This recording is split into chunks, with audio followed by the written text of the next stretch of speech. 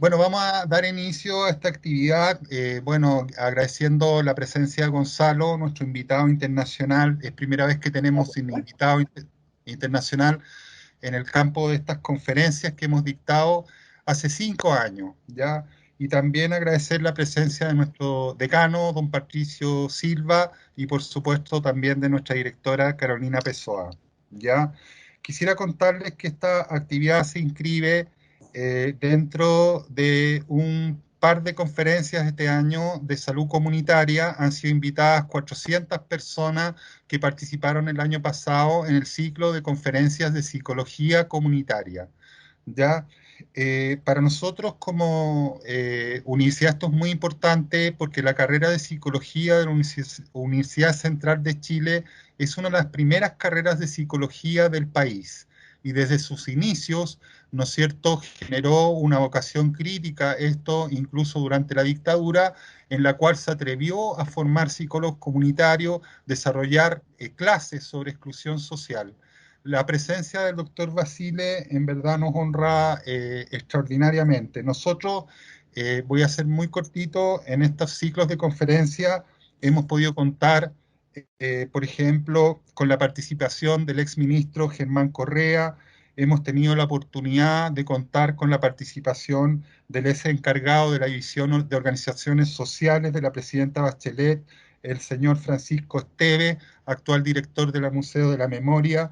Hemos tenido el gusto de contar con un profesor de nuestra directora, ¿no es cierto?, el destacado colega psicólogo Premio Nacional de Psicología Domingo Azun, que en paz descanse. Hemos tenido el año pasado la participación eh, del vicerrector, del actual vicerrector de la Academia de Humanismo Cristiano y de su decana de Ciencias Sociales. Así que, bueno, esta es una instancia, como les digo, que tiene muchos años, ¿sí? Y que, digamos, hoy día estamos renovando con dos conferencias sobre salud comunitaria y, bueno, la presentación del doctor y postdoctor, señor Basile, la va a hacer Fabián Mitchell. Mucho Sí, gusto. gracias Jorge. Antes le damos la palabra al decano, Patricio Silva Rojas, decano de la Facultad de Ciencias Sociales, donde de la salud, perdón, donde Sí, está la Facultad de Psicología. ese lapso. Perdón el lapsus ahí, decano. Está Está muteado, silenciado, decano. decano. Y no fui yo, por si acaso.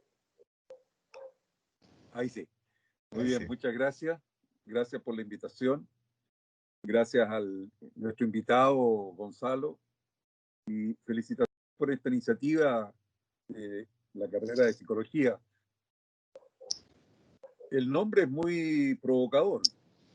Territorio, igualdad, salud, una mirada desde la epidemiología crítica latinoamericana.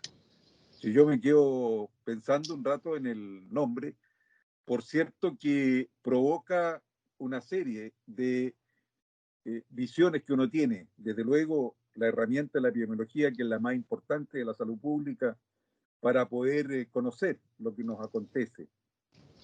Las métricas y la posibilidad de medir a través de indicadores diversos que la epidemiología nos proporciona, nos permite aproximarnos a un tema desde una mirada científica, aprovechando el método científico, el método epidemiológico, para que probablemente desde esa mirada crear políticas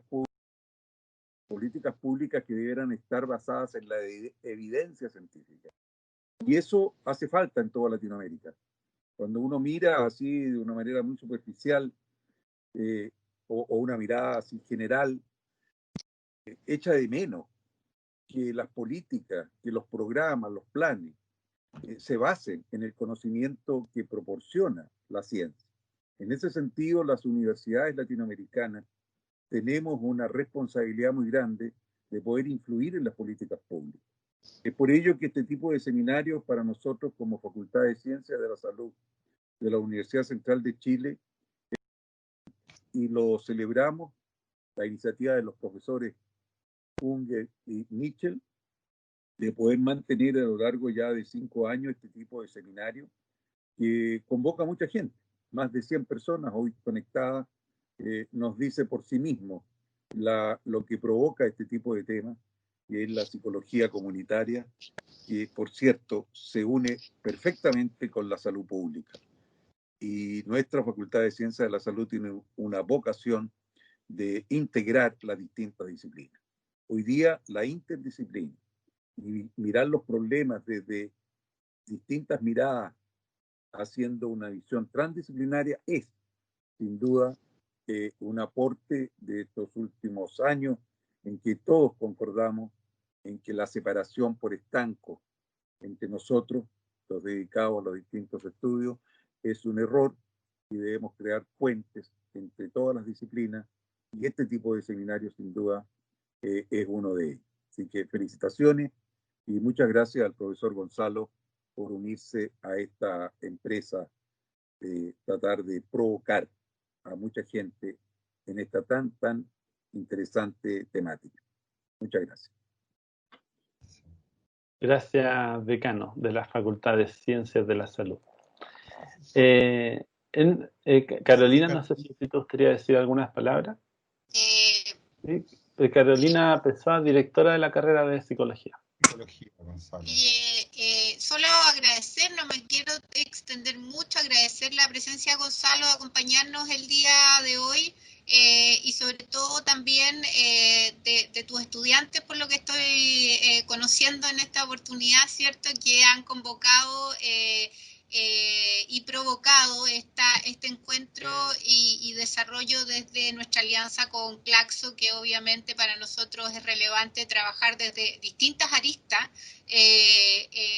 la comunicación y obviamente estas experiencias también académicas, poderlas ampliar en la medida que vayamos provocando estos gratos encuentros en temas tan interesantes como el que nos vamos hoy a escuchar. Muchas gracias, colegas, y Gonzalo y decano por estar acá presente. Gracias, Carolina. Bueno, entonces sin más preámbulos, vamos a dar inicio a la temática específica de hoy del ciclo que nos convoca. Agradecer la asistencia de todos y todas, estudiantes, docentes de otras carreras de la misma facultad, gente externa que se ha motivado, que se ha visto o instado, ¿cierto?, a participar de esta jornada. La jornada va a tener una exposición de Gonzalo de cerca de 40 a 45 minutos. Yo te aviso, Gonzalo, cuando quede poco tiempo. Y después vamos a dejar unos 20 minutos de preguntas, comentarios, reflexiones para poder compartir.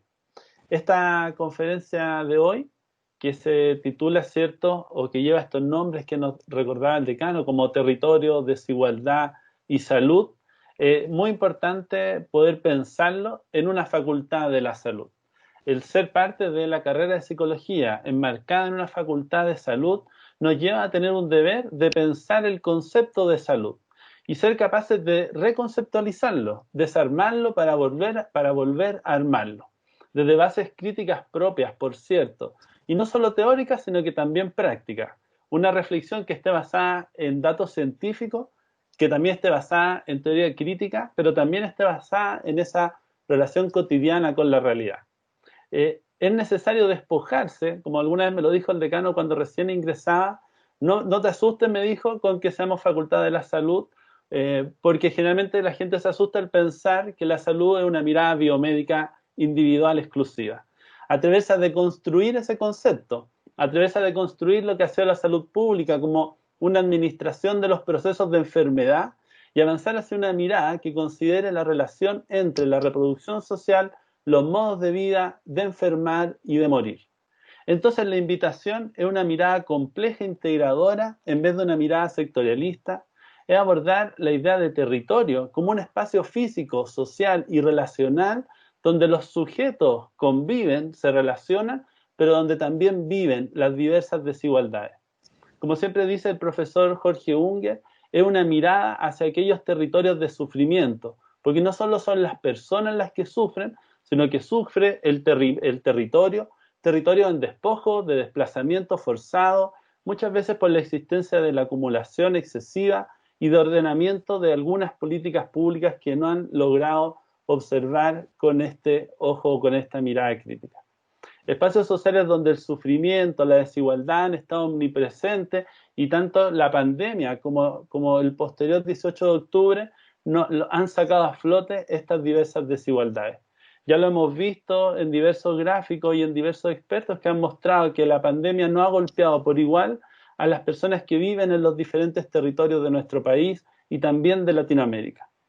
En este territorio se construye identidad, se construyen subjetividades, se construye la salud, las formas de vivir, las formas de morir. Por lo tanto, es pensar estas relaciones que existen en nuestros territorios, en nuestras desigualdades y cómo eso va a golpear los distintos procesos de salud.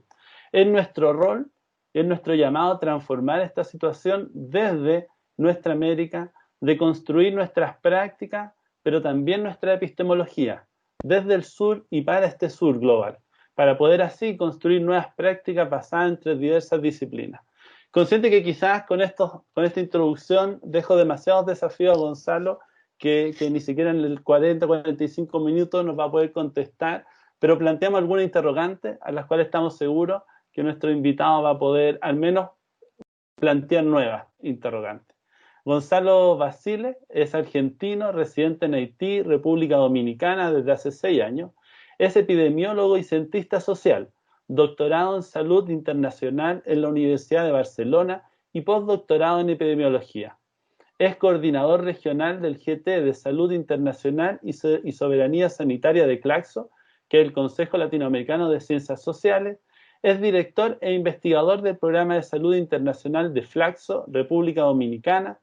Investigador coordinador de convenios de institutos de investigación en salud pública en el Caribe, profesor del Laboratorio Nacional de Salud Pública de Haití, profesor invitado a programas de maestría y doctorado de salud pública en América Latina y el Caribe, y con experiencia en cooperación sur-sur en salud y respuestas a emergencias y desastres en América Latina, el Caribe y África, como director general para América Latina de Médicos del Mundo. Muchas gracias nuevamente, Gonzalo, por asistir, y somos todo oídos para poder escucharte y después compartir. Bueno, buenas tardes a todos y todas. En principio, obviamente, primero agradecer la invitación, tanto a Fabián como a Jorge, saludar a la Universidad Central y al decano y a la directora por la invitación a este espacio que yo trataría de llamar más conversatorio que conferencia, aunque ya me han puesto un conjunto de interrogantes que, digamos, pensé que ya estábamos empezando casi un seminario virtual, digamos. Pero muchas gracias y muy agradecido por la invitación. Obviamente pedirles disculpas por el contratiempo de la conexión. Yo lo que voy a tratar de hacer, digamos, con esos tres, digamos, con conceptos, ¿no?, que están planteados un poco en la convocatoria, ¿no? Salud, desigualdad y territorio, es, digamos, por lo menos hacer una primera aproximación a tratar de construir, digamos, cada uno de estos conceptos, es decir, tratar de problematizar y reflexionar algunos aspectos teóricos conceptuales sobre el campo de la salud, estamos denominando salud, sobre todo en algunas reflexiones muy prácticas sobre salud pública y salud colectiva, digamos, como una forma, digamos, de teoría crítica en salud. En segundo lugar, tratar de mirar muy rápidamente, pasar muy rápidamente los estudios de desigualdad, es decir, cómo el campo de la investigación en salud colectiva ha enfocado aspectos y abordajes sobre las desigualdades, y tratar de relacionar eso a una nueva categoría para la epidemiología, que es la categoría de territorio, ¿no? O sea, cómo la categoría de territorio puede ser una nueva forma para el abordaje epidemiológico, digamos, reemplazando un poco la tradicional categoría, digamos, de la epidemiología clásica del lugar, ¿no? Reemplazar un poco lugar por territorio. Entonces, esos tres, digamos, como aspectos voy a tratar de, digamos, de lo más rápidamente posible hacer algunas aportaciones más en clave de conversatorio, ¿no?, y de reflexión que que en clave de clase, tampoco para no abrumar tanto, digamos, a veces. No sé si, digamos, por ahí en algún momento quisiera mostrar algún gráfico, tengo habilitado para hacerlo, ¿verdad? Así en el uso de bandeja Sí, compartida, ¿no? sí, Perfecto. compartir contenido y no hay problema. Perfecto, perfecto, perfecto. Entonces, lo primero que yo empezaría entonces planteando, digamos, como interrogante para preguntarnos, ¿no? O sea, por lo que, digamos, un poco escuché la introducción de la reflexión, digamos, la trayectoria de la Facultad de Ciencias de la Salud, digamos, con un espacio muy claro de salud mental comunitaria, ¿no? De psicología comunitaria como campo de la salud, es que, digamos, de alguna manera reflexionar muy rápidamente cuáles son de alguna manera, ¿no? Los grandes abordajes o los grandes paradigmas que han descrito, digamos, y por los cuales estamos comprendiendo el campo de la salud, ¿no? O sea, a lo largo del transcurrir digamos, podríamos decir, de toda la historia de la humanidad, hay concepciones que se ponen en reflexión, en disputa, no solo concepciones sobre la ciencia, que seguramente sería otra conferencia para reflexionar eso que estamos llamando ciencia, pensamiento científico, método científico, y cómo esa ciencia, ese método científico se nos ha presentado como único, universal, reproducible, ¿no? Y positivo, digamos, y eso nos ha hecho ser un poco reproductores de conocimiento y no creadores, innovadores, pensadores de nuevos conocimientos y nuevos conocimientos. Ahora, el campo de la salud, digamos, como un campo en términos burdianos, digamos, es un campo de la complejidad, es un campo de la contingencia, es un campo de la transdisciplinariedad, digamos, pero que sin duda, no voy a decir nada nuevo, existen visiones claramente dominantes dentro del campo de la salud, y esas visiones dominantes, digamos, centralmente tienen que ver, pudiéramos decir, con dos grandes paradigmas o coordenadas. Por un lado, digamos, la construcción de la pudiéramos decir, de la hegemonía biomédica dentro del campo clínico asistencial, es decir, digamos, todo lo que, digamos, se legitima como lo que a veces conocemos como la antropología médica nos lo plantea, ¿no? El modelo médico hegemónico, que en realidad no es que porque solamente las médicas y los médicos o solamente la medicina sea hegemónica clínicamente, sino en realidad cómo se construye una hegemonía dentro del campo sanitario, digamos, con todas las características que conocemos, ¿no? O sea, de recorte profundamente biologicista, digamos, ahistórico, asocial, digamos, que de alguna manera nos plantea de alguna forma digamos, la reducción del proceso de salud-enfermedad y de los fenómenos de salud-enfermedad a la reducción, digamos, ¿no? El abordaje puramente individual, clínico, asistencial, curativo, medicamentoso, tecnológico, con todos los presupuestos que además abre esa forma y esa racionalidad, ¿no? Que se va a construir como hegemónica en el campo de la salud.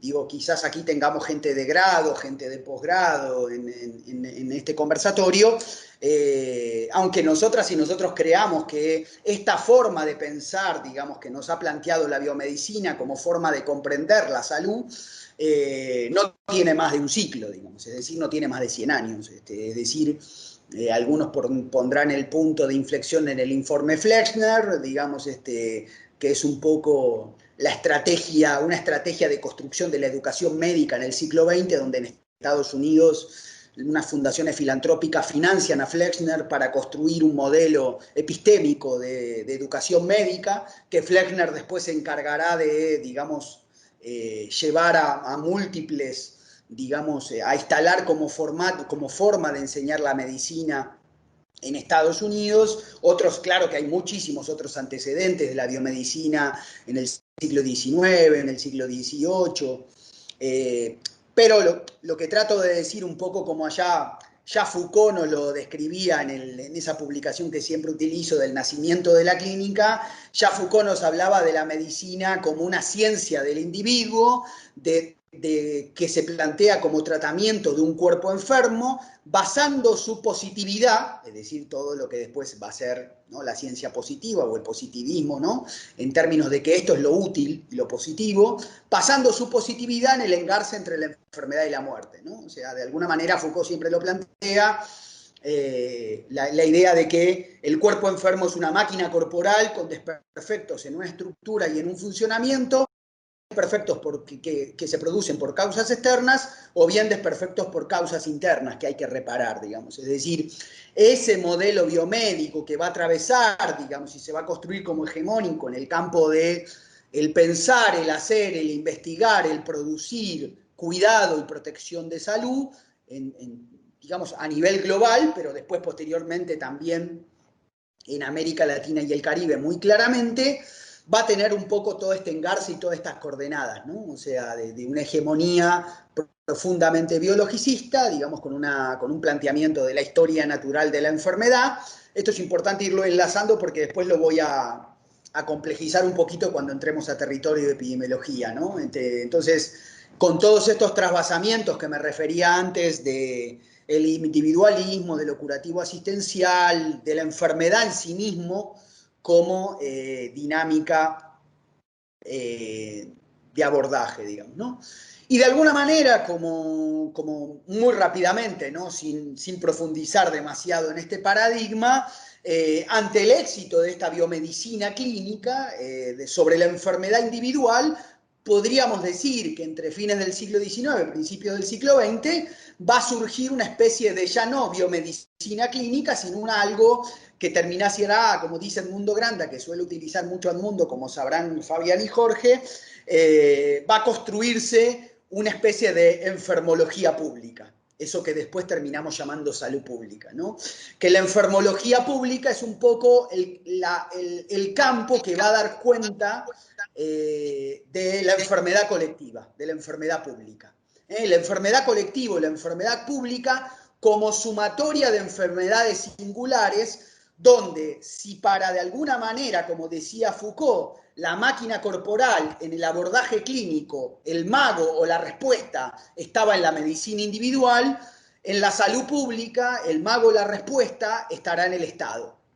En el Estado en términos de acciones de control de los estados modernos. No se olviden que los estados modernos se van a estar construyendo casi en el mismo contexto de lo que nosotras y nosotros conocemos como concepto de salud público, aunque parte de estos estados modernos y salud pública tienen, digamos, largos andamiajes y raíces en el colonialismo sanitario y en toda la dinámica de control poblacional de los cuerpos del centro hacia la periferia, pero no me voy a detener ahí, digamos, para no complejizar demasiado, pero, digamos, de alguna manera, esta salud pública, ¿no?, ya no se va a encarzar, digamos, en el tratamiento del cuerpo enfermo que le corresponde a la medicina clínica individual, sino que de alguna manera, digamos, esta salud pública va a salir del cuerpo humano y va a entrar, digamos, de alguna manera a las causas que se originan en las relaciones entre los individuos, con las hipótesis de las relaciones entre los individuos,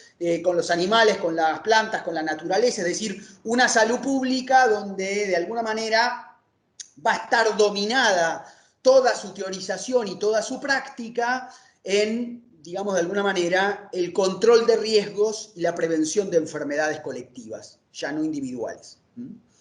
Esto es muy importante, digamos, porque después me voy a detener un poquito en ver esta teoría de riesgos o esta teoría de prevención, digamos, colectiva de enfermología pública, ¿no? Ahora, esta enfermología pública, sin duda, delimita en todo el siglo XX unas características de la salud pública tradicional o de la salud pública convencional o de la salud pública o la enfermología pública, con tres presupuestos muy claros, ¿no? El primer presupuesto filosófico-teórico es que el centro de la salud pública es la enfermedad y la muerte, como punto de partida para explicar la salud, digamos, ¿no? O el proceso de salud-enfermedad. El segundo, digamos, podríamos decir, característica fundamental de esta salud pública o enfermología pública es el método positivista para explicar los riesgos de enfermar de las poblaciones y de alguna manera comprender, digamos, cómo funcionan estos riesgos en la realidad social, partiendo de una idea del reconocimiento del poder del Estado como fuerza privilegiada para asegurar la prevención de enfermedades colectivas. No hay que olvidar que todo el andamiaje de la salud pública, por eso Foucault después va a hacer toda su concepción de la biopolítica, ya en el siglo XIX, analizando el siglo XIX y el siglo XX, toda esa salud pública va a tener un andamiaje profundamente de control poblacional, digamos, por eso todo su lenguaje metodológico va a ser un lenguaje militar, ¿no? Controlar, erradicar, eliminar, digamos, controlar, erradicar, etcétera, etcétera.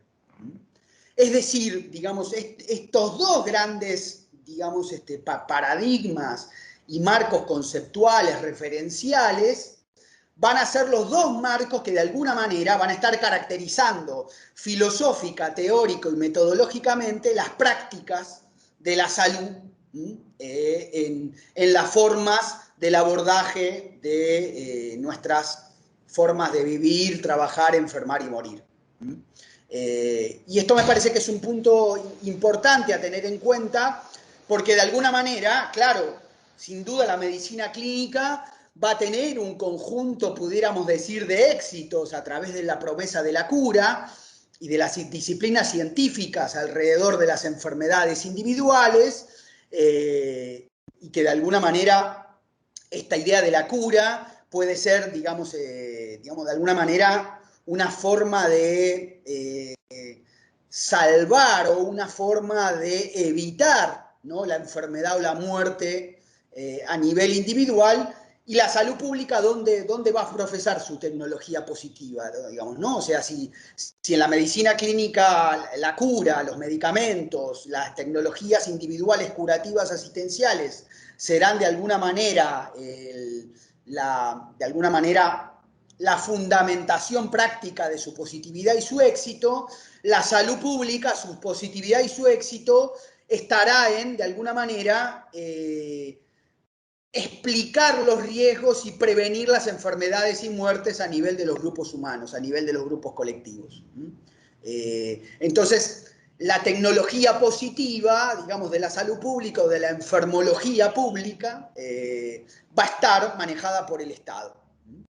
Y va a transformar de alguna manera al Estado como una especie de bala mágica, ¿no?, con toda la teoría de la bala mágica que viene de la biomedicina, la teoría de la bala mágica en el Estado, que el Estado es el que explica el riesgo, lo controla y lo previene. Entonces, esta metáfora del Estado como bala mágica, del riesgo y las enfermedades públicas o las enfermedades colectivas, es plenamente coherente, obviamente, con las teorías, de alguna manera, de las concepciones dominantes de la teoría social y de las teorías sobre el campo de la enfermedad y la salud, digamos, ¿no? Ahora bien, de alguna manera, estos dos presupuestos, sin duda en el campo de la salud pública, que es donde me voy a detener más para generar algunas diferenciaciones de paradigma, como también Foucault plantea, todo el campo de la salud pública, es decir, este cuerpo teórico-metodológico, que va a estar muy inserto, sobre todo a partir de los años 30 o 40 en América Latina y el Caribe, con una gran ayuda, ¿no? O sea, sobre todo la cooperación internacional, pero sobre todo, pudiéramos decir, digamos, ciertas preocupaciones del capitalismo periférico en América Latina y el Caribe, digamos, ¿no? ¿Por qué? Porque las epidemias y las afectaciones de enfermedades colectivas afectaba ¿qué cosa? Básicamente afectaba el comercio, por eso las metrópolis en la colonia y en el colonialismo se empiezan a preocupar por la enfermedad y la muerte de sus colonias en el sur global, pero en segundo lugar, ya en el siglo XIX y ya en el siglo XX, empieza a haber una preocupación en qué, digamos, o sea, que las epidemias y los problemas de enfermedades colectivas públicas empiezan a ser un problema para el capitalismo periférico también y para el desarrollo del capitalismo en términos de comercio, en términos de intercambio, en términos de extracción, ¿no?, de la división internacional del trabajo, la extracción de materias primas del sur hacia el norte, digamos, y toda esa dinámica. Entonces, en nuestros estados, ya en la construcción de los ministerios iniciáticos, ministerios de salud pública en América Latina y el Caribe, sin duda va a haber una participación protagónica desde, por ejemplo, hasta desde pasando por la Fundación Rockefeller, ¿no? Que va a financiar todo, casi todos nuestros programas de salud pública y de formación de salud pública y escuelas de salud pública, o bien va a financiar todos los programas de inmunizaciones, todos los programas de formación en lo que después van a terminar siendo parte de muchas de nuestras escuelas de salud pública en Latinoamérica y el Caribe. Pero, digamos, solo quería decir ahí, digamos, en todo ese transcurrir de cómo se está construyendo como disciplina, como campo, la salud pública en América Latina y el Caribe, en observar de alguna manera que se va construyendo también una gubernamentalidad en el campo de la salud pública. Es decir, pensar a las poblaciones, pensar a los sujetos y a las sujetas, pensar, digamos, a nuestros territorios y territorialidades, que después ya lo vamos a ir viendo un poquito más adelante, pensar a todas, digamos, de alguna manera, las formas y los modos y las condiciones de cómo uno vive y trabaja, de los colectivos humanos, de las clases sociales, de las etnias y demás, pensarla a través de ¿qué? Básicamente, digamos, a través de un lente de tratamiento, de alguna manera, pudiéramos decir, biológico-cuantitativo.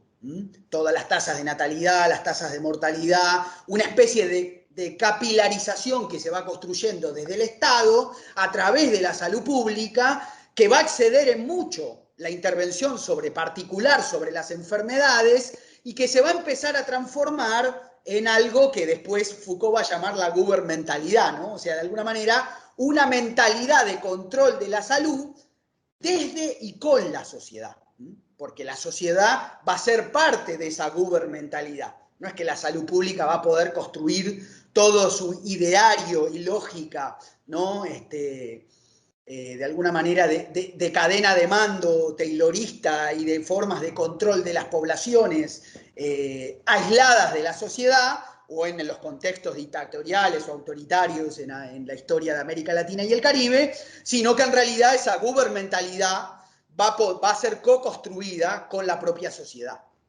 Es decir, como siempre lo dice un poco Eduardo Menéndez, la biomedicina hegemónica no es hegemónica porque los médicos son hegemónicos clínicos o porque las otras transdisciplinas del campo sanitario son biomédicas clínicas hegemónicas, digamos, sino porque en realidad la biomedicina logra ser hegemónica en las formas de pensar y hacer de la salud en la propia sociedad.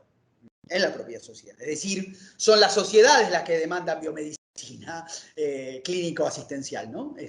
Biomédica o medicamentosa, tecnológica, etc. Solo entonces estos dos enfoques o estas dos trayectorias que tienen una larga explicación, ¿no? Basada, van a terminar construyendo un salubrismo, y que me parece importante un poco estar en la Facultad de Ciencias de la Salud con ustedes, problematizando esta cuestión. Digamos, a mí me parece muy importante en tratar de entender qué tipo de salubrismo hemos construido en el siglo XX en América Latina. Es decir, porque construimos un salubrismo público-sanitario, un salubrismo que se piensa como agente del Estado, que se piensa como un agente interventor técnico-normativo, es decir, un agente que interviene con normas y con técnicas sobre las poblaciones como objetos colectivos, es decir, las poblaciones, la sociedad, los grupos sociales, las clases sociales, toda la complejidad de lo social queda subsumido a un objeto, es decir, si para la biomedicina clínica las personas, los sujetos, ¿no? En todo lo que ustedes ya saben en la salud mental, que no me voy a meter ahí con la subjetividad y demás, los sujetos son reducidos a un objeto, ¿no? Digamos, a un objeto individual, donde se le prescribe comportamientos diagnósticos individuales y tratamientos individuales. En lo colectivo de la salud pública, la población, la sociedad, es transformada en un objeto, pero volviendo un poco al salubrismo, nuestro salubrismo latinoamericano y caribeño va a ser un salubrismo que se va a pensar mucho como agente del Estado. ¿Como agente del Estado para qué? Para lograr de alguna manera efectivizar a través de las instituciones de atención médica, todo lo que después va a venir con lo que hoy llamamos sistemas de salud, a través de la intervención desde el propio poder del Estado, ejecutando medidas técnico-científicas, ¿no?, en el prevenir de los riesgos de enfermar y de morir de las poblaciones a su cargo, por eso hablamos de poblaciones a cargo, porque las poblaciones son objetos. Entonces, en toda esta dinámica, el salubrismo que hemos construido en parte de nuestra trayectoria histórica latinoamericana y caribeña es un salubrismo que está más preocupado por cuidar la salud del Estado que por construir salud desde y con la sociedad. Principalmente porque, como diría nuestro querido Carlos Matus, que siempre utilizamos mucho en pensamiento estratégico y planificación estratégica, como diría Matus cuando hablaba con el mundo cepalino, ¿no?, de la planificación normativa, muchas veces no sabemos que no sabemos. Es decir, toda la ciencia técnica de ese salubrismo encomendado, ¿no?, a cuidar la salud del Estado, a actuar sobre los riesgos de enfermar de las poblaciones a su cargo, de observar a las poblaciones o a las sociedades con el cristal de la norma estatal, de la razón instrumental positiva, de intervenir sobre las poblaciones como un objeto, de alguna manera no solo presupone un tipo de salubrismo, sino que presupone un tipo de ciencia que básicamente le va a estar planteando a la sociedad que su propia cultura, que las formas de vivir, trabajar, enfermar y morir, que están determinadas socialmente, porque son, ahora voy a mostrar algunos gráficos para tratar de aterrizar esto, hay que aprender a olvidar todas las culturas, todo lo cultural, toda la construcción sociocultural de los procesos de salud-enfermedad, porque la enfermedad hay que mirarla por el lente, este lente particular.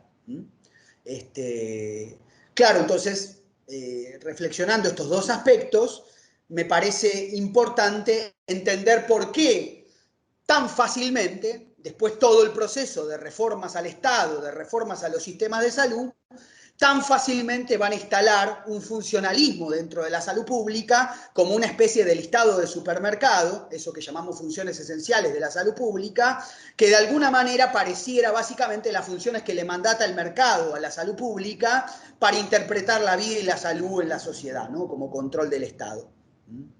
Entonces me voy a detener un poquito acá en esta primera parte para ya irme metiendo en un segundo aspecto. Entonces, conclusión muy rápida, digamos, o no diría conclusión, pero aportes muy rápidos, que básicamente, digamos, el paradigma de la medicina social, de la salud colectiva latinoamericana, va a partir un poco del presupuesto que la salud no es un conjunto de factores aislados y sueltos de carácter individual, ni un fenómeno esencialmente individual, asistencial curativo, ni un fenómeno esencialmente de riesgos individuales, sino que es un proceso social, digamos, de alguna manera un proceso socialmente determinado, y ahora me voy a detener un poquito en eso, con lo cual, digamos, el primer presupuesto que nos plantea la biomedicina y la salud pública, que para la biomedicina el espacio de cuidado y protección de la salud serán los propios espacios curativos asistenciales, es decir, los establecimientos de salud, el consultorio, el hospital, el centro de atención, es decir, y para la salud pública o la enfermología pública, el espacio será en realidad un lugar donde contar enfermos, muertos, eventos o factores.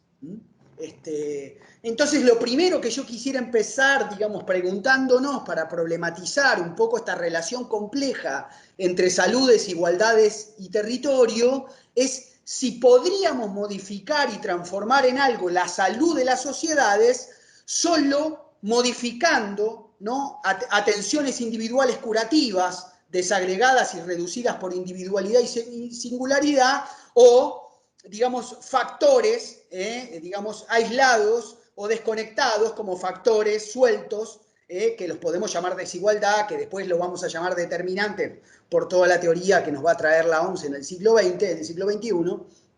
Es decir, lo que trato un poco de plantear, y aquí sí les voy a mostrar, ¿vamos bien con el tiempo, Fabián?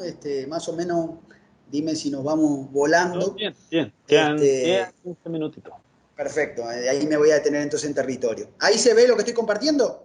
Sí. Entonces, un poco lo que les estoy, digamos, lo que tratamos un poco de atravesar, ¿no? En esta primer parte de la clase es un poco tratar de deconstruir estos dos principios, digamos, y conceptos estructurantes del campo de la salud, que centralmente, y ahí sí me refiero muy rápidamente a desigualdad, centralmente lo que hacen es, de alguna manera, hacernos saltar de esta teoría unicausal, ¿no?, que traemos de la biomedicina del siglo XIX, principios del XX, ¿no?, en esta idea del agente causal, el huésped y el ambiente como forma de producir la enfermedad, o sea, este unicausalismo después se va a complejizar, digamos, con toda la teoría de factores de riesgo, del multicausalismo, pero siempre, de alguna manera, en una lógica de linealidad en la causalidad, es decir, estímulo-respuesta, y esta lógica de linealidad va a atravesar mucho el estudio de la desigualdad.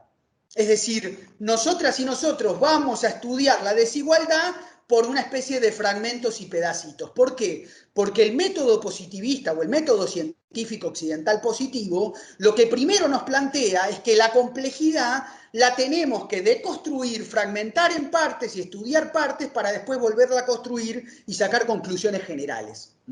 Más allá de todos los sesgos, presupuestos que eso tiene, que no me voy a detener acá porque no tenemos tiempo, solo quiero introducir, digamos, un segundo elemento, que es estas teorías o presupuestos de la biomedicina y de la salud pública van a trabajar o nos van a plantear una forma de comprender, ¿no?, interpretar los procesos de salud, enfermedad, atención y cuidado con formas unicausales, digamos que ya casi no existe esta unicausalidad, no hay ningún, ni siquiera el biomédico más biomédico citaría unicausalidad, digamos, sino con formas multicausales, pero manteniendo linealidad en una lógica de exposición y riesgo y evento, digamos, ¿no?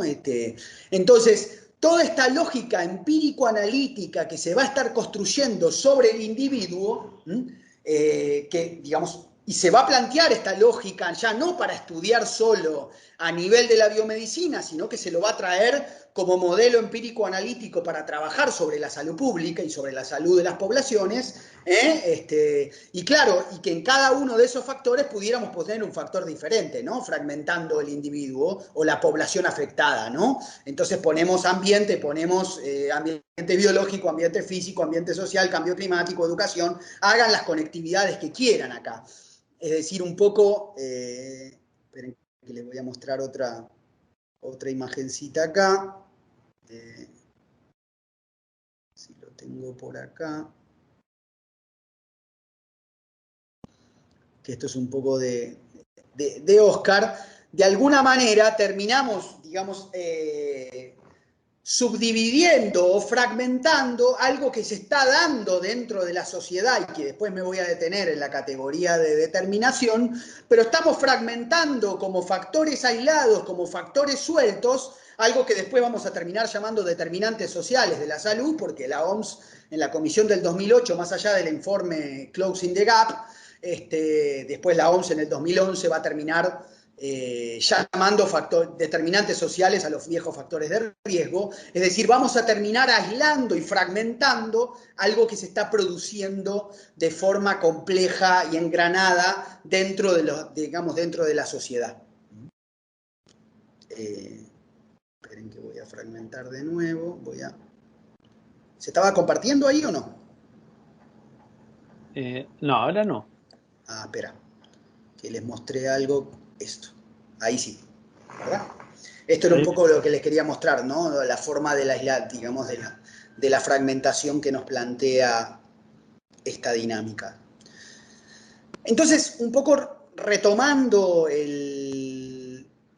digamos, la conceptualización que se nos va a estar construyendo sobre toda la teoría de factores de riesgo, con toda esta teoría de alguna manera de linealidad en la causalidad, lo que primero va a hacer es que nosotras y nosotros en los abordajes de salud vamos a poner, digamos, abordajes en el tratamiento simétrico de lo social y lo biológico, digamos, ¿no? En una especie, claro, centralizando en estilos de vida, en toda una serie de presupuestos que no me voy a detener mucho, es decir, digamos, ¿y qué va a estar planteando un poco? Y ahí ya me voy metiendo en salud colectiva y medicina social para dar el salto a territorio. Estos factores como causas, ¿no? Como causas que fragmentan, que aíslan, que simplifican los procesos de salud-enfermedad, estos factores, de alguna manera, lo que estamos haciendo es un poco esta dinámica del iceberg, ¿no? Que siempre utiliza Jaime Breil.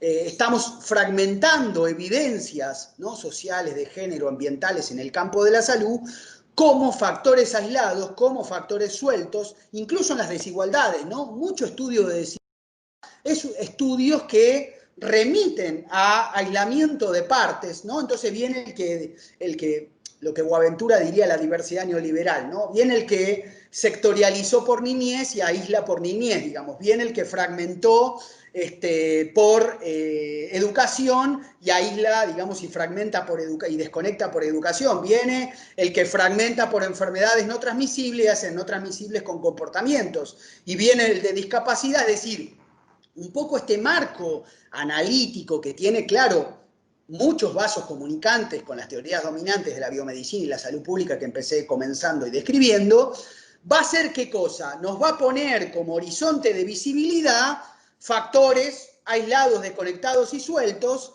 digamos, planteando o presuponiendo que modificando esos factores vamos a modificar y a transformar, ¿no?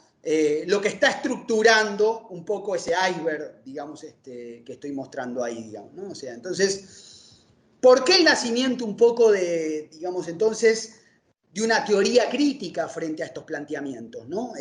Y por ahí quería mostrarles algo, digamos, ¿no? O sea, que de alguna manera el nacimiento digamos, de la teoría crítica en salud latinoamericana, de lo que no me voy a detener a describir el surgimiento de la medicina social como un encuentro entre la salud de las ciencias sociales y las ciencias de la salud, porque la medicina social no es ir a hacer biomedicina en los sectores empobrecidos, excluidos y olvidados. O sea, digamos, medicina social es un encuentro de transdisciplina entre las ciencias sociales y las ciencias de la salud.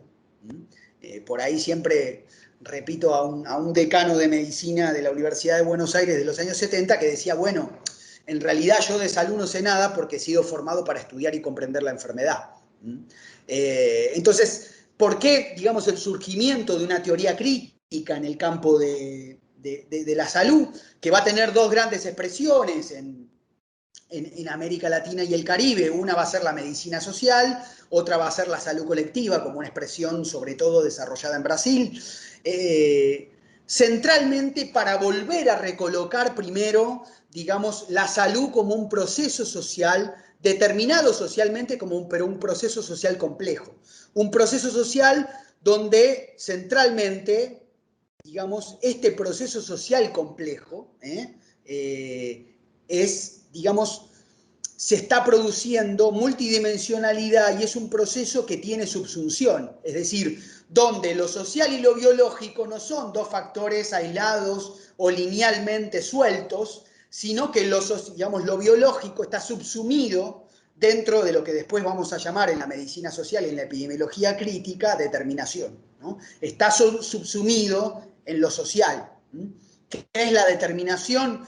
La determinación es, digamos, un poco el concepto en el metabolismo sociedad-naturaleza, es las formas, las condiciones, digamos, de alguna manera, en cómo hemos organizado nuestras sociedades, cómo vivimos y trabajamos, nos enfermamos y nos morimos, ¿no? O sea, de alguna manera, volver a traer complejidad, digamos, a un espacio, digamos, de transdisciplinar que lo había perdido. Entonces, de alguna manera la teoría crítica, lo que vamos a tratar de estar empezando a introducir y que quería traer un poco en las reflexiones de hoy, tratar de salir de todo ese abordaje de la biomedicina o de la salud pública como formas y abordajes de la salud-enfermedad, donde se gira todo alrededor de lo individual y lo singular de los estilos de vida, o lo individual y lo singular de la enfermedad y el engarce de la enfermedad y la muerte, y traer niveles de análisis de complejidad, es decir, de los procesos de salud-enfermedad, entendiéndolos como procesos de lo complejo. Es decir, donde hay un plano de lo singular, sin duda, pero hay un plano de lo particular que tiene que ver con los modos de vida, donde vamos a ver ahora la categoría territorio, y tendrá que ver con un plano de lo general que tiene que ver con la reproducción social, con las formas en cómo producimos y organizamos la vida en sociedad, digamos, ¿no? Es decir, lo que estoy tratando de explicar muy sintéticamente es que de alguna manera estos factores aislados y sueltos que vemos acá concatenados individual o en las poblaciones que nos hicieron estudiar la teoría de factores de riesgo o incluso la teoría de desigualdades como factores de riesgo, en realidad en la sociedad se están dando de forma entrelazada y compleja. Estos factores, estas situaciones y estos procesos en la sociedad están todos entrelazados, digamos, ¿no? Un poco lo que Jaime nos traería con este grado de determinación de los procesos de lo general, lo particular y lo individual, digamos, donde sin duda hay un campo de lo singular y lo individual en los procesos de salud, enfermedad, atención y cuidado. Tengan en cuenta, paréntesis, que en ningún momento me refería a la salud como un campo de un estado de equilibrio biopsicosocial. Presupongo que quizás lo hayan debatido o reflexionado en algún momento, pero hago propio todo lo que plantean los antropólogos médicos críticos. El único estado de equilibrio biopsicosocial es la muerte, digamos. O sea, la vida tiene que ver con dinámica, con movimiento y con complejidad, digamos. Entonces, en esta determinación, ¿no?, de niveles de complejidad en el campo de la salud y la enfermedad, y de los modos, de los movimientos que se están produciendo en la sociedad, es que de alguna manera introducimos y comprendemos el campo de la salud como un campo de lo complejo, de lo multidimensional, y donde hay una necesidad obviamente sustancial de encuentro entre las ciencias sociales y las ciencias de la salud, de encuentro transdisciplinar. Las disciplinas al final son, como no, una invitación a una mesa de té o de café donde todos seguimos pensando lo mismo y diciendo lo mismo, digamos, ¿no? Cada uno con su mochila disciplinar, como siempre digo, con la ceguera, ¿no?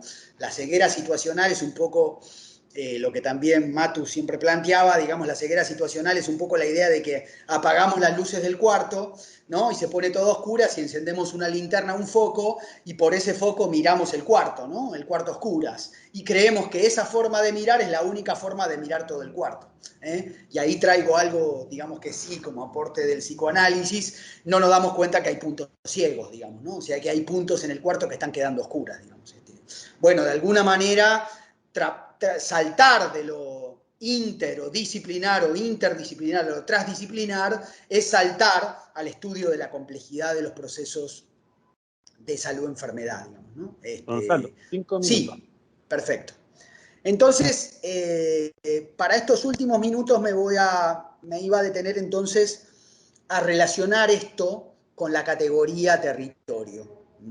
De alguna manera porque en general, cómo nosotras y nosotros hemos estudiado, ¿no?, el espacio y las formas de enfermar y morir en la lógica de territorio o en la lógica de nuestra teoría sobre el espacio, ¿no? O sea, de alguna manera nosotros pensamos, o sea, nosotros digo la salud pública, la biomedicina, es decir, su teoría del espacio, digamos, su forma de comprender el espacio, es, digamos, de alguna manera una comprensión del espacio, de un espacio muerto, es decir, el lugar, ¿no?, en la concepción del espacio, de alguna manera nos trae, digamos, toda esta teoría de biomedicina o de salud pública, va a comprender los procesos de salud-enfermedad,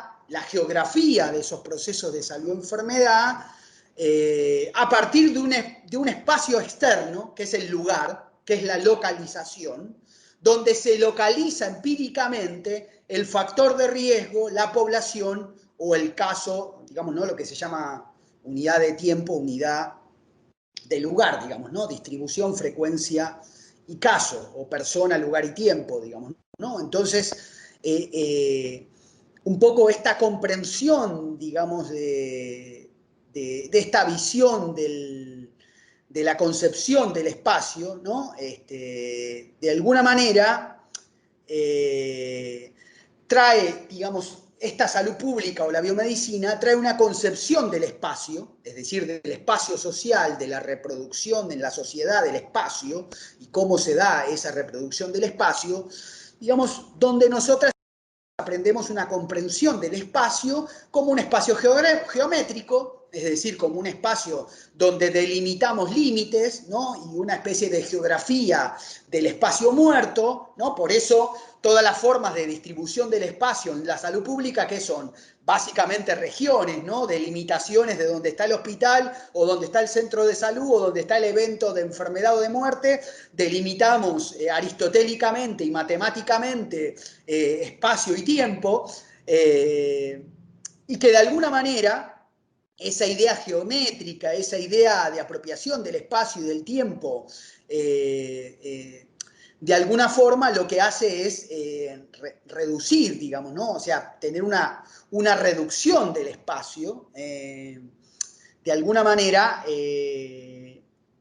donde en ese espacio, de alguna manera, muchas veces describimos cosas. Describimos factores, describimos desigualdades, describimos digamos, eventos. Ahora, claro, toda esta comprensión y esta concepción del espacio es una concepción que en el campo de la salud pública tradicional va a ser muy preeminente. ¿Por qué? Porque la salud pública, digamos, todas y todos nosotros, muchas veces hemos sido formados en una dinámica donde el espacio es un lugar estático, pasivo, y no un espacio complejo, contingente, digamos, donde el espacio es un lugar sin historia, es decir, es un espacio donde estudiamos objetos, y de alguna manera la salud pública convencional o la biomedicina va a considerar el espacio, ¿no? El espacio social, como un lugar y un tiempo donde se aplican medidas de control, medidas de vigilancia, medidas de prevención de riesgos en ese espacio geométricamente, ¿no? O geográficamente delimitado en una teoría de geografía clásica, digamos. Es decir, nosotros en la epidemiología que nos han enseñado en la salud pública, traemos nociones empíricas de lugar, tiempo y persona que siguen sometiendo de alguna manera a la salud pública y a la epidemiología a un encuadre puramente empírico, ¿no? de investigar o de trabajar sobre los procesos de salud o enfermedad como una especie de congelamiento de los fenómenos epidemiológicos, de los fenómenos de los procesos de salud o enfermedad colectivos y poblacionales, como una especie de congelamiento en lugares estáticos, pasivos, de alguna manera, donde en esos lugares se reducen a ¿qué? Básicamente, a describir un paquete de factores de riesgo o de factores empíricos o de variables asociadas linealmente o a diagnósticos clínicos, digamos que los acumulamos y sacamos conclusiones poblacionales, es decir, un poco el esquema formal que se nos ha ido construyendo, empírico-analítico del estudio del espacio. Claro que a ese espacio le podemos poner, ¿no?, medidas bioestadísticas, capas geoespaciales, indicadores observables y cuantificables geográficos, es decir, pero nuestros sistemas, servicios, estrategias de salud en esos espacios se enfocan en general, se enfocan a toda esta idea de factores, digamos, empírico-analíticos de lugar, tiempo y persona, digamos. Acá les quería mostrar un poco el grafiquito que ya Jorge y Fabián conocen. Déjenme un segundo que no sé por dónde. Aquí lo tengo que tener. Aquí. Entonces, este es un poco el mandato clásico que nosotros y nosotras hemos sido formados para estudiar, ¿no? Epidemiología y salud pública en las ciudades, epidemiología y salud pública en el espacio, ¿no? Estas variables de persona, lugar y tiempo, donde en esa persona, lugar y tiempo estudiamos la historia natural de la enfermedad o los factores de riesgo, y un poco lo que vamos a introducir, digamos, en esta clase como epidemiología o como trayectoria de la epidemiología crítica, donde su categoría de análisis principal será la comprensión de la determinación, es saltar un poco de esa comprensión clásica del espacio, digamos, como persona, lugar y tiempo, a una comprensión, ¿no? Donde saltar del lugar a, digamos, una teoría social de ese lugar y de ese espacio, que es lo que llamamos el concepto de territorio, ¿no? La categoría territorio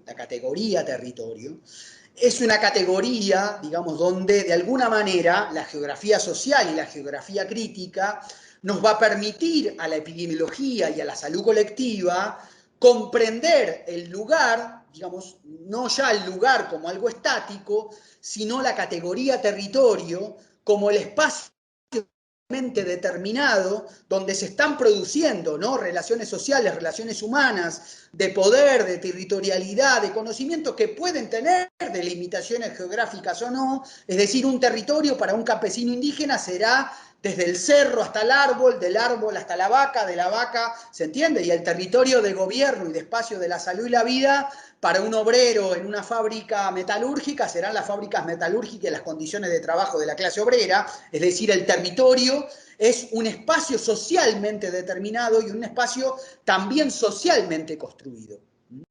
¿Y esto qué nos permite? Básicamente nos permite empezar a comprender, digamos, los procesos de salud-enfermedad y una epidemiología situada, una epidemiología, como yo llamo a veces, de proximidad más inteligente, una epidemiología que nos hace saltar, digamos, ¿no? De la idea de persona a la idea de modos de vida, ¿no? Atravesado por toda la complejidad que significa la categoría particular de modos de vida, que nos hace saltar un poco de la teoría clásica del espacio muerto por una teoría perdón, que iba a compartir otra imagen y se me fue. Acá. Ya vamos terminando.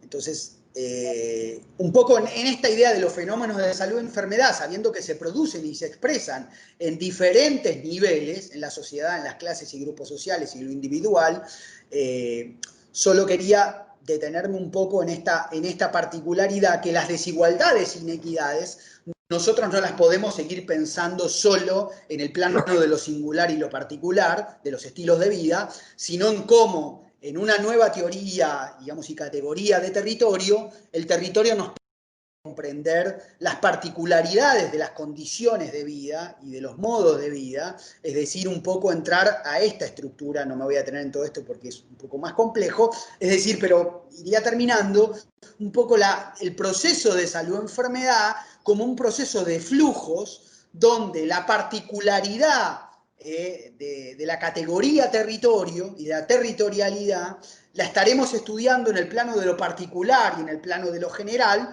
porque claro, en el plano de lo general podríamos hacer largos disquisiciones sobre lo que Castell nos plantea, ¿no? Con las territorialidades de exclusión y desposesión y las territorialidades de acumulación, es decir, nosotros y nosotros tenemos naturalizado la distribución, ¿no? Radicalmente inequitativa, desigual del espacio, y en esa distribución radicalmente inequitativa y desigual del espacio, donde en una misma ciudad, en un mismo territorio, en un mismo espacio conviven, ¿no? Radicalmente perfiles epidemiológicos y modos de vida radicalmente desiguales e inequitativos, y nosotros seguimos contando enfermos, muertos y factores de riesgo, ¿no? Perdón que lo diga medio brutalmente para ir terminando, pero lo que trato un poco de comprender, digamos, de introducir, es que el plano de estas teorías dominantes lo que han hecho es reducir nuestra capacidad de comprensión e interpretación.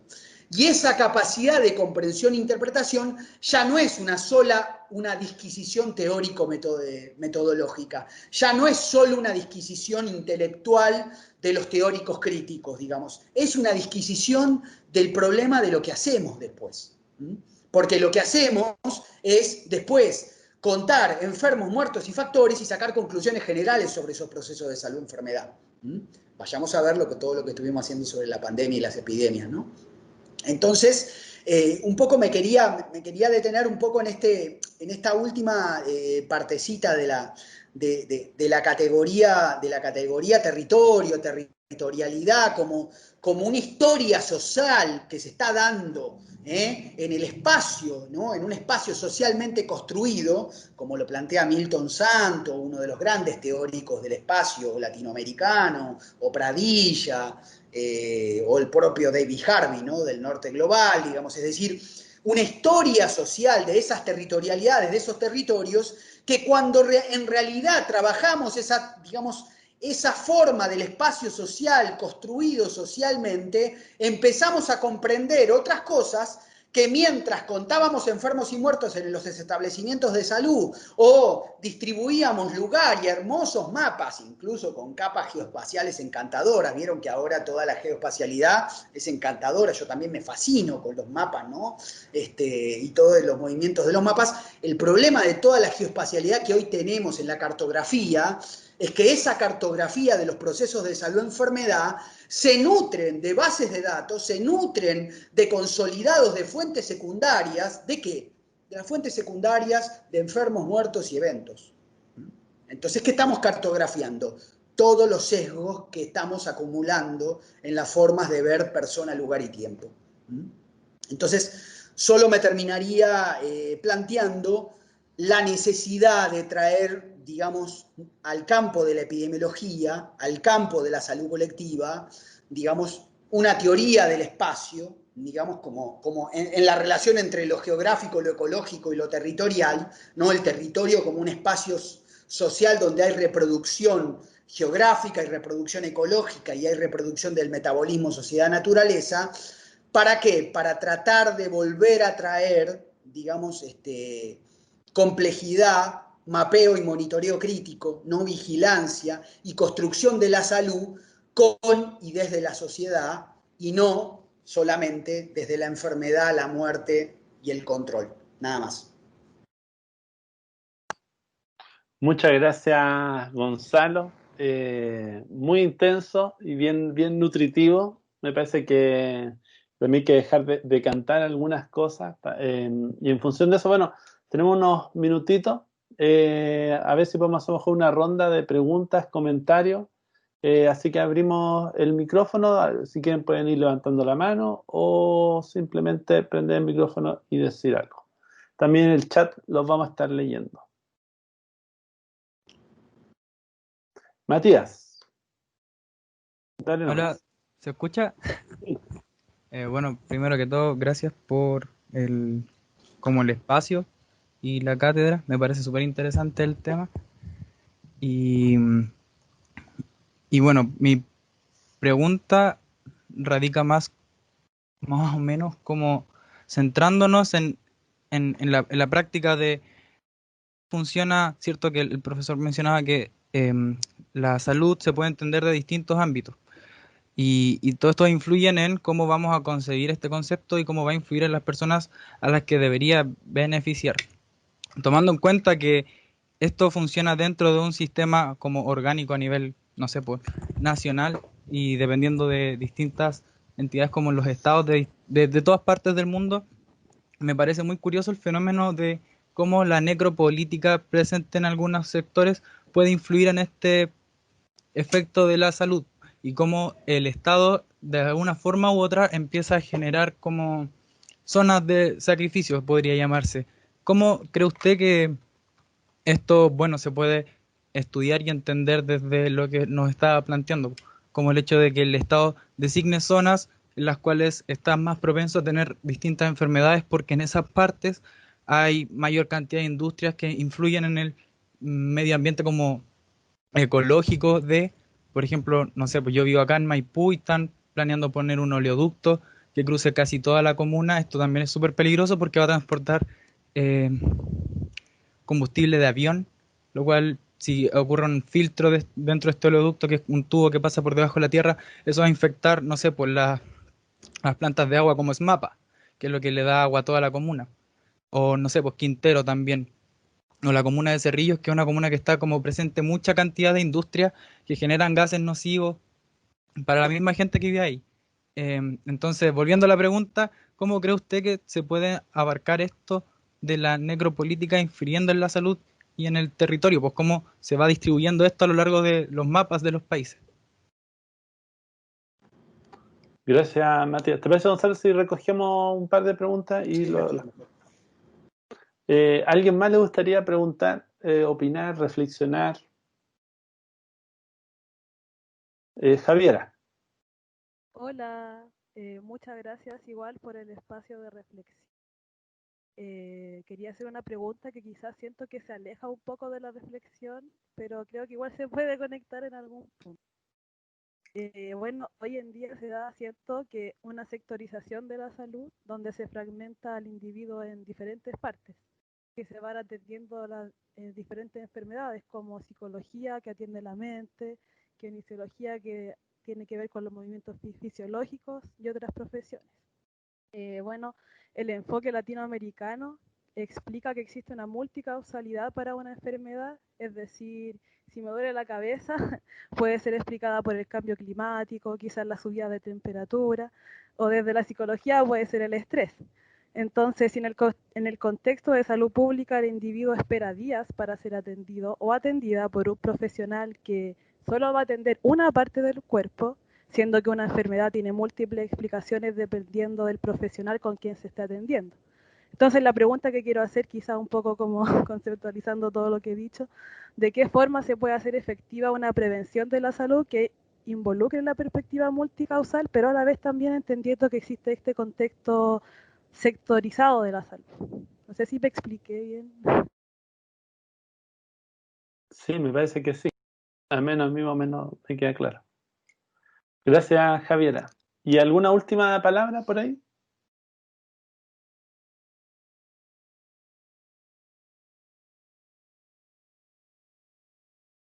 Última oportunidad, después se van a arrepentir.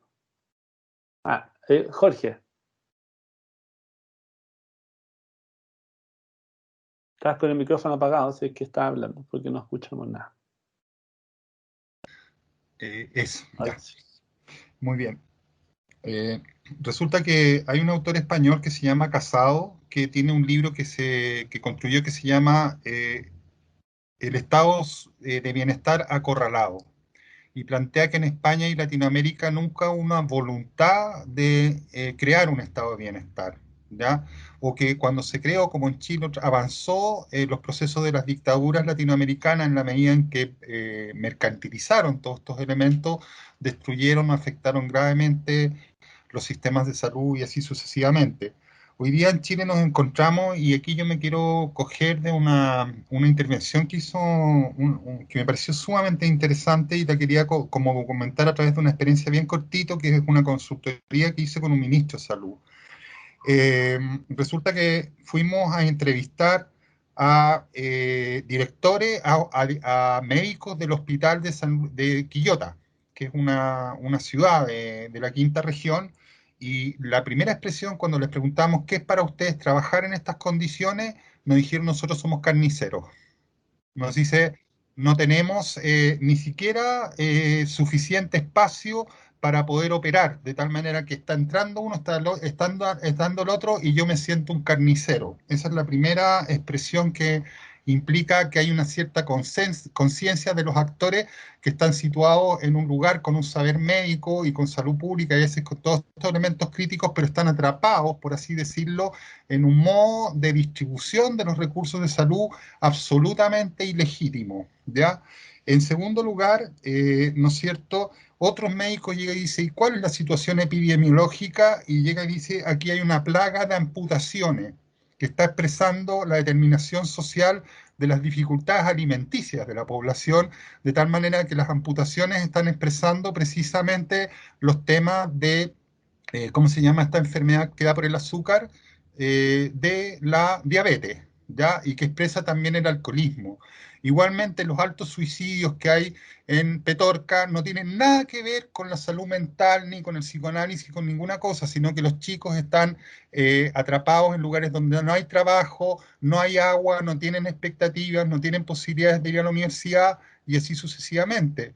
Por lo tanto, esto del iceberg que se sabe hace tantas décadas, ¿tú por qué crees, no es cierto, que alguien puede seguir fundamentando lógicas de salud pública que no tienen nada que ver con la salud pública y que ni siquiera van a los determinantes mínimos, al menos fragmentados, de estas condiciones como es la nutrición? No sé si me estoy expresando correctamente, porque me hace mucho sentido esto de la necropolítica, que las zonas de sacrificio también es esperar que las personas que están en ciertos territorios de sufrimiento o mueran, porque aquí en Chile hay listas de esperas para ser operados, mientras tú vas a una comuna rica que está llena de hospitales, de clínicas privadas, donde tú tienes acceso económico, de tal manera que antes nos hablaban de los problemas de accesibilidad económica a la salud, y hoy día eso está totalmente normalizado, no hay ningún problema. Entonces hay una tremenda desigualdad que aquí yo la quiero expresar en términos de atención de la salud, porque dicen los saludistas que finalmente el objetivo último del sistema es la atención de la salud. Y quería como complementar en la misma línea de la palabra, mostrándote un estudio empírico, hecho con una consultoría con un ministro de salud, ex ministro de salud, el doctor Erazo. Eso. Gracias, Jorge. Gonzalo, tenemos 10 minutitos para ir cerrando. No, bueno, interesante un poco ver algunos comentarios de lo que fui entendiendo y escuchando. El primer comentario, digamos, ¿no? sobre las zonas de sacrificio, ¿no?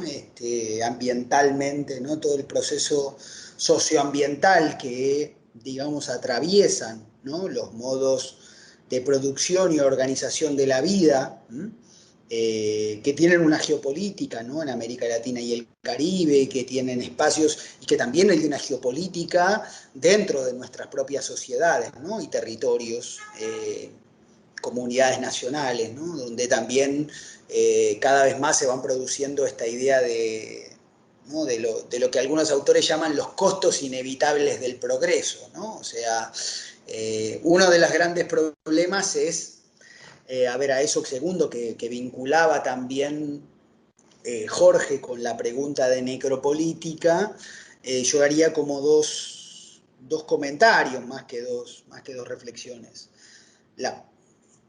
El primer comentario es que la salud pública tradicional latinoamericana, hasta que no, de alguna manera, se desintoxique de su marco de desarrollo, ¿no? De modelo, digamos, del ideario del desarrollo y del ideario del progreso, la salud pública latinoamericana va a seguir explicando, digamos, inclusamente justificando, complementando eso que estamos viendo, ¿no? O sea, cómo se va construyendo esta idea. Digo, cuando hablo del desarrollo estoy hablando de toda una teoría, ¿no? Y forma de cómo se legitima esta idea de que en función del progreso, en función del desarrollo, digamos, y de toda la teoría del desarrollo económico, social y demás, un poco lo que plantea Pradilla, Firpo, Porto, se van produciendo zonas de sacrificio donde se segregan y se sacrifican territorialidades y territorios urbanos, rurales, por contaminación, por destrucción del agua, del cierro, del ecosistema, es decir, todo lo que estamos viendo como lo que algunos autoras y autores no es un cambio climático, el ecocidio, digamos, ¿no? Y la radical aceleración que hay sobre el impacto sobre la naturaleza, sobre el metabolismo sociedad-naturaleza, donde la sociedad y las formas de acumulación y de vida, ¿no? Que nos plantea este desarrollo, este progreso y este desarrollo nos plantea de que la naturaleza sigue siendo, digamos, un recurso al cual cada vez más lo subordinamos y lo subsumimos a nuestras necesidades de acumulación, a nuestras necesidades de extracción, acumulación, dinámica, y esas necesidades cada vez más van generando esto del sacrificio, ¿no? Zonas de sacrificio, territorialidades, ¿no?, de desposesión o de exclusión, y que, digamos, bajo el cuerpo teórico de las necesidades de grandes procesos de progreso, de desarrollo, de bienestar económico, que se van reflejando en todas estas segregaciones socioambientales que terminan siendo segregaciones territoriales y que terminan siendo segregaciones de vida, digamos, enfermedad y muerte, ¿no? O sea, un poco de la necropolítica, digamos, esta propagación de una producción social, ¿no?, del espacio, que cada vez es más insustentable, que cada vez es más incompatible, como decía el primer compañero que hablaba, que cada vez más es más incompatible con la salud y con la calidad de vida o con el vivir bien, ¿no? O sea, cada vez es más incompatible, digamos, en esa dinámica de sacrificio, en aras del progreso y del desarrollo de las dinámicas. Entonces, yo en general, el problema que le presiento, digamos, a la salud pública y a las teorías clásicas de salud pública, de los salubristas públicos, ¿no?, del siglo XX, es dos problemas, ¿no? El primer problema es que el salubrismo latinoamericano fue formado con todas las tesis del desarrollo, y con todas las tesis del progreso, con todas las tesis incluso de la urbanización, digamos, bueno, con todas las tesis de la industrialización, digamos, y del reemplazo y de la sustitución de importaciones, bueno, con una serie de tesis. Ese es un primer gran problema. Pero el segundo gran problema práctico, como vos decís, bueno, ni siquiera, digamos, los factores de riesgo, ¿no?, y los pedacitos de los problemas de salud y enfermedad están abordando. Y yo creo que ahí tiene que ver con lo que le pasó también a esas tesis del salubrismo tradicional en la oleada de, un poco podríamos decir, ¿no?, de la termita neoliberal, ¿no? O sea, me parece que en los mandatos de la mercantilización de la salud y la vida, es decir, cómo todos nuestros bienes públicos, nuestros sistemas de salud, nuestros bienes comunes para la vida, los bienes públicos como los sistemas de salud, los servicios de salud, las condiciones de vida, fueron radicalmente transformadas y reconfiguradas. Fue radicalmente reconfigurado el Estado como espacio de lo común y lo colectivo, pero también fueron radicalmente transformadas las condiciones, modos y bienes públicos, digamos. Y en esa radical transformación, esa salud pública de pedazos, ¿no?, y de fragmentos ha quedado absolutamente impotente frente a estas dinámicas de mercantilización. Entonces, en las dinámicas de mercantilización no hay mucha, podríamos decir, no hay mucha vuelta ahí. O se subsumen y uno se alinea científicamente a esa dinámica, o queda impotente, digamos, ¿no? O sea, o queda excluido y sin poder intervenir y transformar eso, digamos, ¿no? O sea, por todo lo que le ha ido pasando a nuestras redes de servicios de salud tradicionales, a nuestros establecimientos sanitarios, al desfinanciamiento crónico de la salud pública, incluso de los programas verticales de control de enfermedades.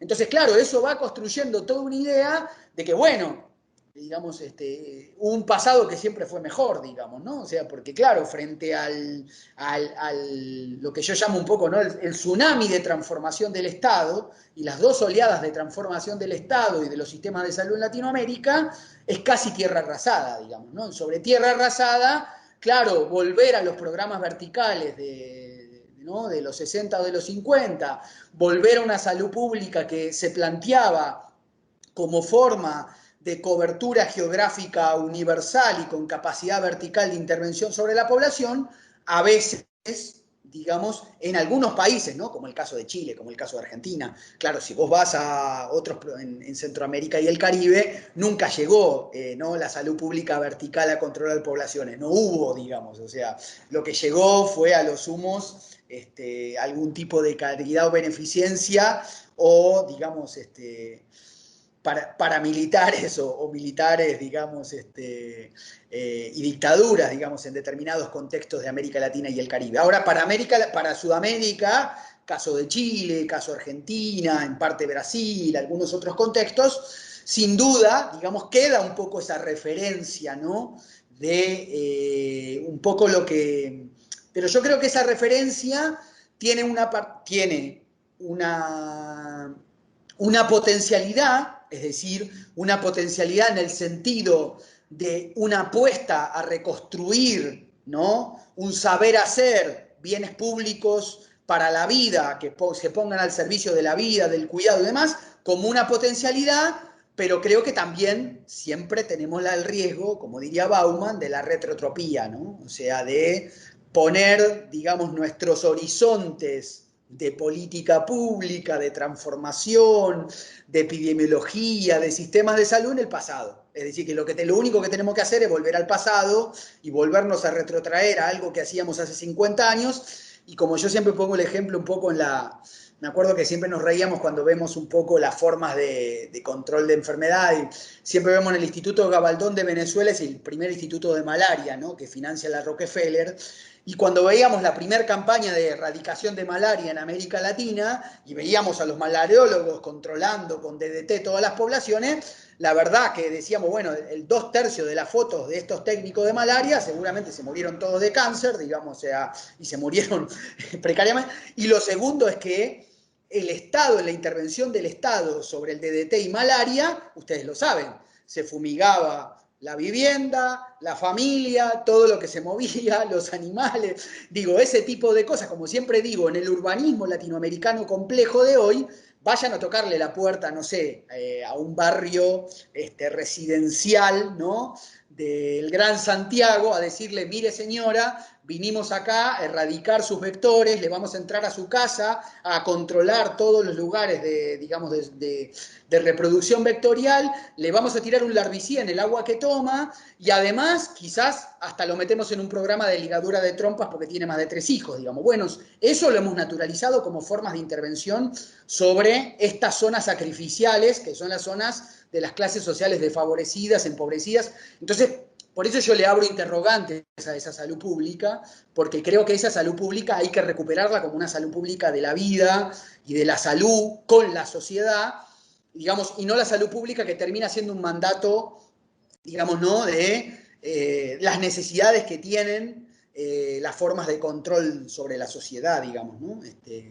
Y sobre lo que decía la compañera, 2 comentarios muy rápidos. El primer comentario, que sin duda hay un desafío, digamos, de lo que le ha pasado a la clínica, ¿no? O sea, esta no es una conferencia sobre modelo de atención y sobre clínica humanizada o clínica ampliada, pero claro que en el plano de lo singular, claro que en el plano de la atención, del cuidado individual, singular y de la subjetividad, claro que hay una rediscusión de qué le ha pasado a la clínica en salud, digamos, ¿no? Y a los modelos de atención. Y cómo recuperar en esos fragmentos de disciplina, cómo recuperar, digamos, una clínica del cuidado, ¿no? Y no una clínica de la culpabilización, ¿no?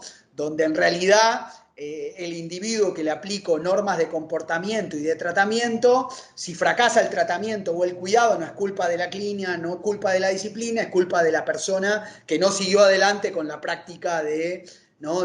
Bueno, hemos tenido mucho en esta epidemia, ¿no?, de culpabilización individual y de conductismo individual. Creo que hay mucho también ahí para recuperar, ¿no?, como pensamiento y como práctica, ¿no?, metodológica de lo singular, para trabajar incluso a nivel territorial, ¿no?, a nivel de los territorios de salud, de los modos de vida, en formas transdisciplinarias, pero formas donde las disciplinas tienen para aportar muchísimo en esto, como primer eje particular. Y el segundo eje, yo no hablé tanto de multifactorialismo, digamos, de multifactor, porque al final el multifactor es simetrías de factores que siguen reproduciendo lo mismo, pero que sin duda, solo que dejaría esto como final, ¿no? La idea de traerles un poco el iceberg o la complejidad, o entender la multidimensionalidad como espacios de lo complejo y de los multiniveles que se producen las formas de vivir, trabajar, enfermar y morir, no es tampoco para que nos quedemos paralizados o con cierta incertidumbre de no poder hacer nada, sino, en primer lugar, para un poco conocer es hacer, empezar a reflexionar sobre nuestras propias prácticas, sobre nuestros propios conocimientos, pero también para recuperar mucho del espacio de lo singular y de nuestras prácticas cotidianas que pueden transformar cosas, ¿no? Ahí vuelvo a la microfísica del poder, ¿no? El micropoder que tenemos en la clínica de salud, que tenemos en los espacios territoriales sanitarios, que tenemos en los espacios como, nada, las universidades, como los servicios de atención, donde no tenemos todo el día un ojo, ¿no? El ojo Foucaultiano, vigilando a ver cómo las estrategias que llevamos adelante para el cuidado y la protección de la salud y la vida, digamos, ¿no? Entonces creo que ahí hay mucho espacio de autonomía que a veces no sabíamos que la tenemos, digamos, ¿no? Que tenemos muchos espacios de autonomía. El campo de la salud es un campo de producción de conocimiento, es decir, somos trabajadores de conocimiento, somos trabajadores de palabra, con la palabra, con los conceptos, y a partir de los conceptos también describimos las formas de cómo producir salud, de cómo producir abordajes sobre la vida, ¿no? Entonces creo que ahí replantearnos nuestro lenguaje, nuestros lentes epistémicos, del lenguaje que utilizamos y los conceptos que utilizamos, a veces nos puede parecer solo una disquisición teórica, pero en definitiva termina siendo una radical disquisición práctica, digamos, porque esos lenguajes determinan nuestras intervenciones y nuestras formas de hacer. Muchas gracias, Gonzalo. No sé si decano le gustaría decir algunas palabras de cierre. Bueno, agradecer este tremendo desafío que nos ha traído este expositor. Yo como salubrista antiguo, del siglo pasado, y clínico a su vez, pues soy médico clínico, claro, las preguntas que se hace él mismo y lo que plantea, por cierto, nos provoca. Nos provoca porque hay un cuestionamiento ahí a todo lo que nosotros hemos aprendido y seguimos enseñando sobre los factores de riesgo, los factores condicionantes de la salud. Pero él hace una invitación que me parece básica y que, por cierto, uno la vislumbra como necesaria, que es al acercarnos a todos estos temas de una perspectiva de la complejidad. Y él lo desarrolla bien, el expositor, con mucho entusiasmo, por cierto, cosa que se agradece porque hablar de estos temas se requiere ese calor interno, ¿no? Esa pasión por lo que yo veo en tu cara, en tu gesto y en tu voz. Y eso es muy interesante porque nos invita a ver el territorio de una manera dinámica. Nosotros siempre, por lo menos en la concepción mía de la salud pública, tú comienzas con un paralelismo que los usamos siempre nosotros entre la medicina clínica y la salud pública, haciendo un parangón, hacemos diagnóstico, hacemos pronóstico y planteamos tratamiento, ya sea para una persona o para un grupo. Y tú haces una distinción entre población a cargo de cuidar con territorio. Yo creo que ahí nos vamos a encontrar con mucha facilidad, porque para nosotros siempre las poblaciones viven en un territorio con complejidad, desde luego con historia. Nosotros tenemos poblaciones acá que han surgido de tomas de terreno, y hay toda una historia que hay que conocer si uno quiere abarcar su complejidad. Ahí está toda la complejidad de las personas que viven ahí, pero con todas las otras presencias. Eso me parece muy interesante, de desarrollar mucho más el concepto de territorio en tu exposición. Y lo otro, lo tengo que decir, esto de que la salud pública quiere gobernar y dar directrices verticales para ser aplicados en toda la gente. Entiendo el concepto, pero por cierto que estoy de acuerdo contigo con que eso no tiene sentido si no se hace con las personas. Tú usaste la preposición con muchas veces y yo, digamos, nosotros la compartimos eso. Las políticas, los programas y los planes se tienen que hacer entre todos, digamos, no una cosa vertical. Nosotros acá en la Universidad Central queremos fomentar ese aspecto, ¿no? De manera que agradecerte la forma en que lo has planteado y dejar invitado aquí a los profesores de la carrera de psicología, en este caso, pero que también hay personas de nuestro departamento de salud pública, de nuestro centro de salud pública, para seguir haciendo estos puentes, ¿no? Para poder entender esta complejidad mucho mayor. Así que agradezco al expositor y agradezco a los que han programado este interesante conversatorio. Muchas gracias. Muchas gracias, decano, muchas gracias, Gonzalo, y muchas gracias a todos y todas quienes asistieron, participaron. Estamos muy contentos con el profesor Jorge de esta convocatoria y lo vemos como un inicio a seguir dialogando. Solo para despedir, comentar con Jorge, terminamos hace poco un taller con dirigentes vecinales de Peñalolén, donde conversamos precisamente sobre desigualdad, territorio y salud. Y construimos en conjunto, y vamos a estar mostrando los resultados de ese trabajo de investigación y acción, construimos en conjunto qué era este tema de salud. Y ellos no solo identificaban muy claramente los problemas de desigualdad, sino que era muy potente cómo logran identificar el rol que tiene la comunidad dentro de este sistema de salud y cómo el rol que puede adoptar la comunidad puede romper, ¿cierto? Incluso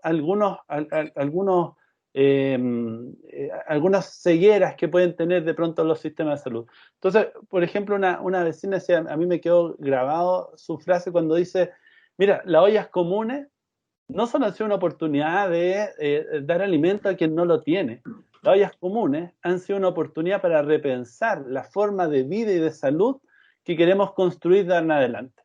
Es solo una excusa para poder construir o volver a construir el tejido social. Y por último, cerrar, y esta dignidad que tanto pedimos, en realidad no la va a construir el Estado, la vamos a construir nosotros y nosotras. Me quedo con eso porque pienso que esta construcción de salud está asociada directamente a la comunidad, que es donde estamos invitando junto con Jorge a pensar la salud, ¿cierto? A situar estas formas de construcción y de producción de vida cotidiana, como bien decía ahí también Gonzalo. Así que nuevamente agradecer a Gonzalo Basile por compartirnos su conocimiento, sus reflexiones, al decano por estar presente, a la directora de carrera también, que se tuvo que retirar hace unos minutitos, pero me contó ahí por interno que le había encantado y que esperamos poder repetirla. Agradecerle a Jorge, con quien también organizamos esta primera conferencia. Agradecer mucho a los asistentes por el interés, nos complace la cantidad de gente que llegó y dejarlo invitado, ¿cierto, Jorge?, para el martes a la segunda conferencia, que va a ser el día martes a las 18 horas. Nos va a acompañar Pablo Norambuena. Eso. Muchas gracias. Y quedan todos invitados a contactarnos si hay duda o consulta, seguiremos dialogando. Hasta muy pronto. Chao, chao. Bueno, gracias, un abrazo, Jorge, Fabián, estamos en contacto. Gracias, Gonzalo. Y los esperamos ahí con lo de la conferencia, a ver cómo podemos enlazar para también invitar a mucha de la gente que está acá a la conferencia de diciembre. Sí, vamos a estar invitando a todos y todas por los mismos canales que reciben esta información de una conferencia en la cual también vamos a ser parte. Estamos muy felices. Muchas gracias, bueno, Gonzalo. Un abrazo. Chau, chau. Chao.